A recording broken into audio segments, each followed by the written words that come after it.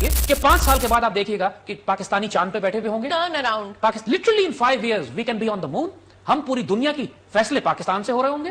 we'll be the super power of the world in 5 years. I guarantee you 5 years. میرے خیال سے جتنے بھی پاکستان کے اندر وزیر آتے ہیں، سول وزیر آتے ہیں یا وزیر اعظم آتے ہیں، صدر آتے ہیں، وہ پاکستانیوں کے مائنڈ سیٹ کی وجہ سے کسی بھی تبدیلی کو پاکستان میں متعارف نہیں کروا پاتے یا پاکستان کے اندر کوئی بھی تبدیلی نہیں لا پاتے.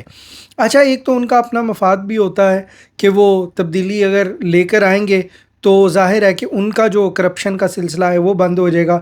دوسرا، ان کو اس چیز کا لیوریج میرے خیال سے پاکستانیوں کے مائنڈ سیٹ سے مل جاتا ہے، کیونکہ پاکستانیوں کا مائنڈ سیٹ ایسے برین واش کیا گیا ہے کہ جس کے اندر اس بات کا یقین کروایا گیا ہے یا یقین دہانی کروائی گئی ہے کہ پاکستانی خود اپنے نظام کے ساتھ یا اپنی زندگیوں کے ساتھ سنسیئر اور وفادار نہیں ہوں گے. مطلب وہ اپنی زندگیوں میں جھوٹے ہوں گے، منافق ہوں گے، گندا دودھ بیچیں گے، زہریلا دودھ بیچیں گے، چوریاں کریں گے، ایک دوسرے کے ساتھ کاروبار نہیں کریں گے کیونکہ ان کو پتہ ہے دوسرا پاکستانی بھی ہماری طرح جھوٹا ہے.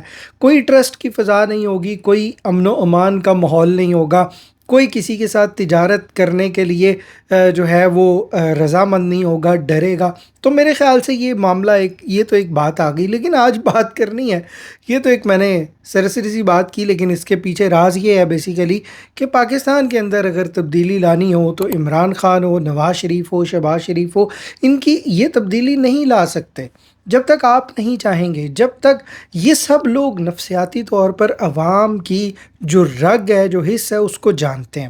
ٹھیک ہے، تو خیر میں نے جب سٹارٹنگ لیا تو میں نے بات کی کہ ہم اگلے 5 سال میں آج سے 15 سال پہلے پیشین گوئی کی گئی تھی ایک شخص کی طرف سے کہ آج سے 15 سال بعد، آج سے 5 سال بعد پاکستانی جو ہیں وہ چاند پر ہوں گے.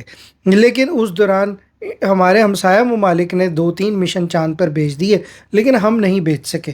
ہم نے اور بہت کچھ کیا ان 15-20 سالوں میں. اس کی 2-3 باتیں اور سن لیں، پھر ہم اس پر گفتگو کریں گے. غزوہ ہند کی جنگ ہے، اپنے آپ کو بدنصیب نہیں کر لینا. اس جنگ کے لیے صحابہ کرام نے خواہشات. تمہیں اپنی پاک فوج کی قدر آئی؟ دیکھا تم نے کہ سے کام کروائے گا. ہم کہا کرتے تھے کہ اللہ تم سے کام کروائے گا، چاہے یہ بات کر رہے پاکستان اور انڈیا کی جو 2-4 دن ہم نے میزائل بازی کی ہے نا، اور ہم نے جو ہے وہ چھیڑخانی کی ہے اور 2-4 تماشے کیے ہیں، 2-4 دن گیم پلے کیا ہے اور اس کے بعد معاملہ ٹھنڈا ہو گیا. یہ اس کی بات کر رہا ہے. وقت آ چکا ہے، غزوہ ہند کا وقت آ چکا ہے، اور یہ پیشین گوئیاں کر رہا ہے کہ وقت آ چکا ہے، ہم نے تمہیں کہا تھا وقت آئے گا.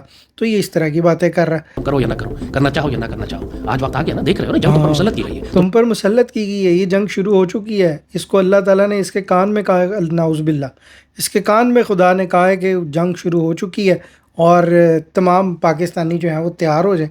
پاکستانیوں کو پہلے برین واش کر دیا گیا یار، اور کیا کر رہے ہو تم.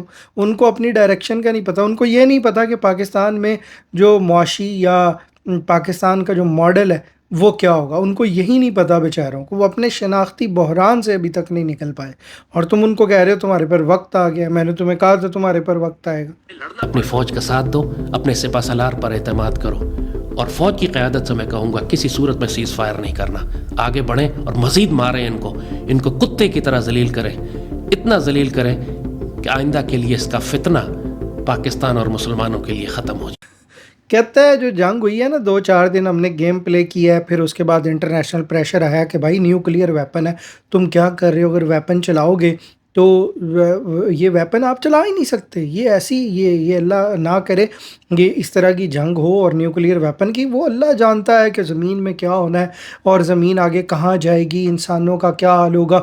جس طرح لاکھوں کروڑوں سالوں سے زمین پہ انسان چلے آ رہے ہیں، بستے آ رہے ہیں، اور اسی طریقے سے کائنات میں جو ہے وہ اللہ کی طرف سے جو ہے وہ طوفان بھی آئے، عذاب بھی آئے، اور پتہ نہیں کیا کیا ہوا. طوفان آئے، کہاں گئے، وہ رب کی ذات جانتی ہے. وقت وہ زمانہ رب کی ذات جانتی ہے. یہ پاکستانیوں کو کیا ہو جاتا ہے مجھے تو یہ سمجھ نہیں آتی. یہ گندا دودھ بیچنے والی قوم کو کیا ہو جاتا ہے.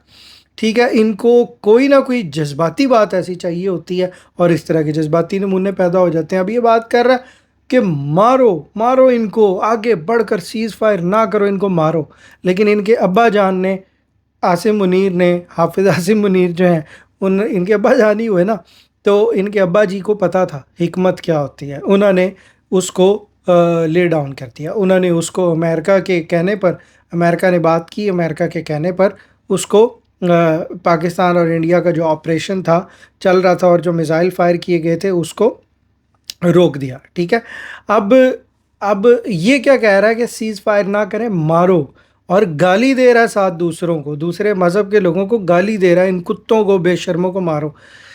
اگر یہی طور طریقے آپ کے ہیں، اور میرے خیال سے پاکستانی قوم کا مائنڈ سیٹ بھی ہے، میرا تو لیڈر ہے نہیں، یہ پاکستانی قوم کا لیڈر ہے، تو اگر مائنڈ سیٹ قوم کا بھی یہی ہے تو میری اس بات سے ریلیٹ کر لیں جو میں نے یہ کہا تھا کہ آپ کے اوپر عمران خان آ جائے، نواز شریف آ جائے، شہباز شریف آ جائے، آپ کے اس مائنڈ سیٹ کے ساتھ، آپ کے اس کریکٹر کے ساتھ، آپ کے اس کردار کے ساتھ، جب آپ کا حاجی رشید مدینہ ملک شاپ پہ گندا دودھ بیچ رہا ہے، تو آپ کے اس کردار کے ساتھ کوئی بھی حکمران آ جائے آپ کے حالات تبدیل نہیں کر سکے گا.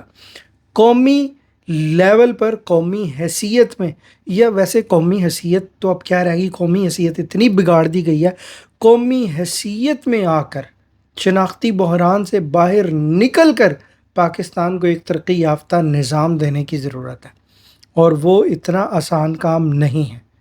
ٹھیک ہے، اچھا اگلی بات یہ کیا کر رہا ہے، آگے بات سنیں.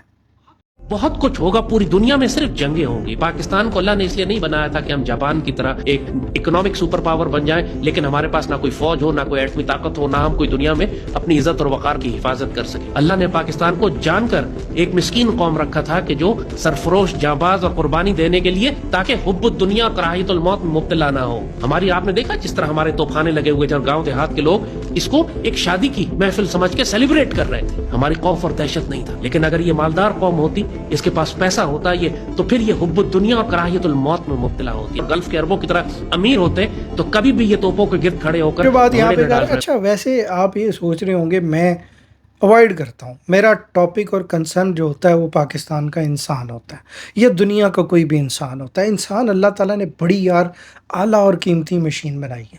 اب یہ جو بونگیاں مار رہا ہے کہ پاکستانیوں کو اللہ نے جان بوجھ کر جو ہے وہ غریب رکھا ہوا ہے. ٹھیک ہے، لو سن لو، تمہارے لیے خوشخبری بھی آ گئی، تم جان بوجھ کے غریب، تم ایسے ہی پریشان ہو رہے ہو، شہباز شریف لوٹ کر لے گیا، کرپشن کر گیا، عمران خان نے یہ کر لیا فلاں. وہ بھائی وہ بات ہی نہیں، اس کی بات مانو یار.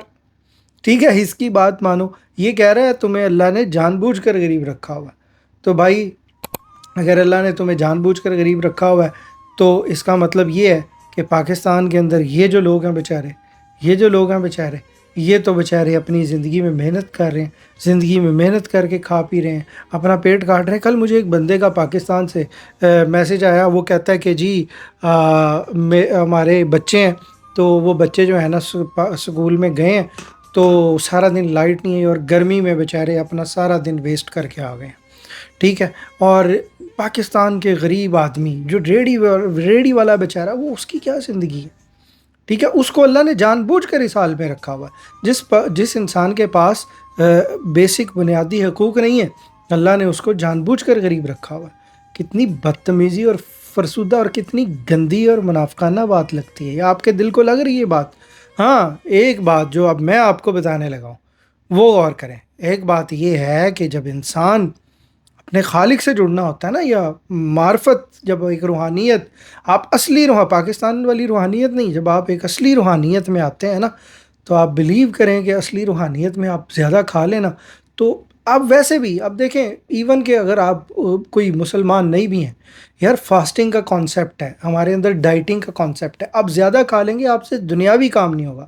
آپ کا یہ دماغ سائنٹیفک ریسرچ ہے، آپ اوور لوڈنگ، اوور ایٹنگ کرتے ہیں، آپ کا دماغ کام نہیں کرتا. تو خدا سے جڑنا اور معرفت، یہ معرفت کی بات تھی. اس لوٹے نے، اس گدھے انسان نے یار میرا دل نہیں کرتا لیکن کیا کروں، عجیب یہ لوگ کیسے کراہت قسم کے لوگ جو ہیں وہ آپ پر مسلط ہیں. آپ اندازہ لگائیں، اور آپ سوچ رہے ہیں پاکستان ترقی کر جائے، پاکستان میں جو ہے وہ نظام اچھا آ جائے، پاکستان میں جو ہے وہ نظام بہتر آ جائے. اور یار ابھی تو ہم نے اس طرح کے مائنڈ سیٹ، بیسیوں آپ کو مائنڈ سیٹ گلی کوچے میں پاکستان کے اس طرح کے مائنڈ سیٹ آپ کو ملیں گے جس طرح کا یہ باتیں کر رہا ہے. ٹھیک ہے، اور آپ یہ کہہ رہے ہیں آپ نے ترقی کرنی ہے. ترقی تو بھائی اگلی منزل ہوتی ہے. ٹھیک ہے، اور یہ بھی بات آپ کو بتاؤں کہ بے شمار جو ترقی کرنے والے لوگ تھے ان کے پاس پہلے کچھ نہیں ہوتا تھا، بعد میں اللہ ان کو نواز دیتا تھا. تو وہ جو پہلے کی سٹرگل تھی نا، جب آپ کا پیٹ بھرا ہو. اسی لیے آپ نے اکثر سنا ہوگا کہ بچے جو ہوتے ہیں بچے ان کو اوور ایٹنگ نہیں کروانی چاہیے. ٹھیک ہے, بچوں کو جب کہتے ہیں کھلاؤ تو شیر کی نظر بھی رکھو ساتھ. اگر شیر کی نظر نہیں رکھو گے بگڑ جائیں گے.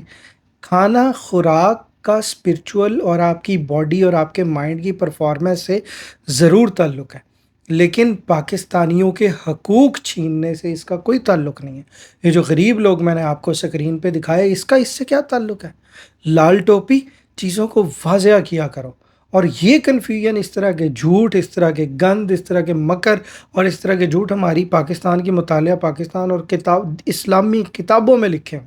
پاکستان کی اسلامی کتابوں میں, پوری دنیا میں آپ کو یہ نہیں ملیں گے, پاکستان میں ملیں گے. اتنا کو ہم نے جھوٹ اپنے معاشرے میں عام کر دیا کہ پتہ ہی نہیں چلتا آپ کو کہ کون بندہ سچ بول رہا ہے, کتنی باریک لائن اور جھوٹ اور سچ میں آ گئی ہے کہ پتہ ہی نہیں چلتا کہ یہ سچ ہے یہ جھوٹ ہے. اب آپ کو پتہ چلا کہ یہ جو بات کر رہا ہے یہ بوگس بات تھی. ہو سکتا ہے آپ کو پہلی نظر میں جس طرح کا پاکستانی قوم کا مائنڈ سیٹ ہے, ہو سکتا ہے آپ کہتے ہو یار یہ شخص جو بات کر رہا ہے یہ بڑی بہترین بات کر رہا ہے. ٹھیک ہے, کہ یار ہم بھوکے ہیں اس لیے ہم نے آنکھیں دکھائی ہیں ہمسائے کو.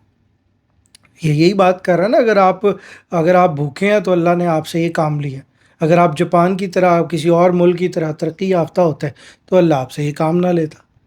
او بھائی, یار قسم خدا کی, میں سمپل ایک سوال ہے, حقوق کا سلب کیا جانا وہ اور بات ہے. مجھے آپ یہ شخص ایک بات کا جواب دے دے. پاکستان کی فوج کا 70% بجٹ پاکستان کی فوج پر جاتا ہے. نہ ان کو لوڈ شیڈنگ کا سامنا کرنا پڑتا ہے, نہ ان کو حاجی رشید کی مدینہ ملک شاپ سے گندے دودھ لے کر پینے پڑتے ہیں. وہ پروٹیکٹڈ ادارہ ہے, اس میں کرپشن اس لیے نہیں ہوتی کہ آپ اس پر بجٹ سپینڈ کر رہے ہیں اپنے ملک کا 70%. وہ آپ کا دفاع بھی کرتے ہیں اور ڈسپلن والے بھی لوگ ہیں, مطلب ڈسپلنڈ ادارہ ہے. ٹھیک ہے, ایز کمپیئر ٹو جو آپ کے سرکاری ادارے ہیں وہ ڈسپلنڈ ادارہ ہے. وہ آپ کو پروٹیکٹ بھی کیے ہوئے ہے. وہ آپ کا وہ اپنا رائٹ جتاتے ہیں کہ ہم نے پاکستانیوں کا 70% بجٹ جو ہے وہ اپنے ادارے پر خرچ کرنا ہے. اور ان کے فوجی جو ہیں وہ کیا ان کے پاس حقوق نہیں ہوتے؟ ان کے پاس تو ہر طرح کے حقوق ہیں. فوج کے پاس جو 6 لاکھ فوج ہے پاکستان کی, اور دوسری طرف 25 کروڑ کیڑے مکوڑے جن کو آپ نے مومن بنایا, جن کو آپ نے ایمان دیا, وہ بیچارے حقوق سے محروم ہیں. کتنی دوغلی بات ہے, سمجھ آئیے آپ کو بات کی؟ تو یہاں سے آپ یہ دیکھیں کہ ان کو حقوق کا ملنا درست ہے, لیکن پاکستانی قوم سے اگر حقوق ان کو دیے جائیں, پاکستانی قوم کے اندر اگر ایک ترقی یافتہ اور باقی اسلامی دنیا کی طرح ملیشیا ہے, دیکھیں کتنا ترقی یافتہ ہے, اگر اس دنیا کی طرح پاکستانی قوم کو حقوق دیے جائیں تو پھر یہ جو ہے یہ محبوب قوم نہیں رہے گی, پھر یہ ایمان سے خالی ہو جائے گی. تو اتنے باریک جھوٹ آپ سے بولے جاتے ہیں, تو میرا دل کیا یار میں ان باتوں کو آپ کے سامنے اجاگر کروں. اچھا, اب دوسری بات یہ ہے کہ اس نے ابھی ریسنٹلی حال ہی میں تقریر کی ہے, اور اس کی طرف چلتے ہیں.